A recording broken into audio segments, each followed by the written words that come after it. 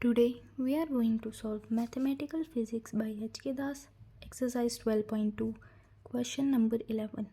The question is 4x plus y to the whole square dx by dy is equals to 1.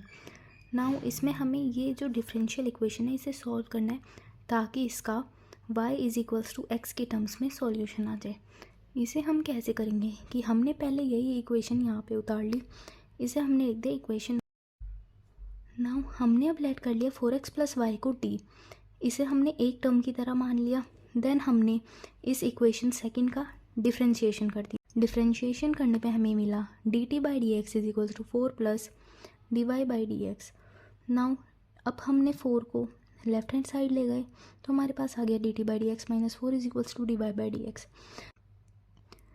अब उसके बाद हमने equation 1 को ही दोबारा से लिख लिया as t square d x by d y is equals to 1. Because 4x plus y को हमने टी पुट करा था तो ये हो गया t square d x by d y is equals to 1. ये हमने यहाँ पे लिख लिया.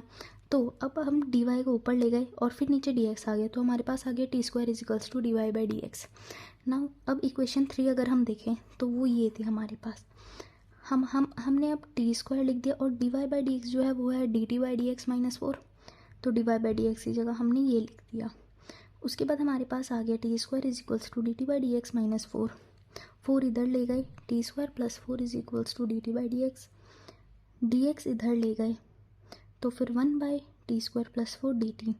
ये वाला मेथड जो होता है ये वाला मेथड होता है वेरिएबल सेपरेबल मेथड. इसमें हम जो x वाले वेरिएबल है उन्हें एक तरफ ले जाते हैं और t वालों को एक तरफ ले जाते हैं. नाउ यहाँ पे x का कोई वेरिएबल नहीं है इसलिए dx को एक तरफ ले गए. ये पूरा एक t की टर्म है तो इसलिए t की टर्म को dt के साथ लगा दिया. जब हमने दोनों साइड इंटीग्रेशन करा उसके बाद हमारे पास आया x is equals to half tan inverse t by 2 plus C. अब यहाँ पे देखिए dx को इंटीग्रेशन करने पे x आता है और 1 बाई टी स्क्वायर प्लस 4 का अगर हम इंटीग्रेशन करेंगे तो हमारे पास एक आइडेंटिटी होती थी 12th में जो कि थी d t by t square plus a square is equals to 1 by a tan inverse T by a plus c. Now अब हमें पता है कि 4 इज इक्वल्स टू होता है 2 का स्क्वायर. तो ए की जगह हम 2 पुट कर देंगे तो हमारे पास जो आएगा वो आएगा 1 by 2 tan inverse T by 2 plus C जो कि हमें यहाँ से मिला है. उसके बाद अब 2 अगर लेफ्ट हैंड साइड चला गया तो हमारे पास हो गया 2x is equals to tan inverse. T की जगह पे हमने वही वैल्यू पुट कर दी जो हमने यहाँ पे रखी थी t is equals to 4x plus y. यहाँ पे हमने t की जगह पे 4x प्लस वाई रख दिया डिवाइडेड बाई 2. नाउ अब हमें पता है जब हम इंटीग्रेशन करते हैं तो हमें एक आर्बिट्री कांस्टेंट लगाना होता है वो हमने लगा दिया c. 2x c को इधर लेके 2x minus c is equals to tan inverse 4x plus y by 2.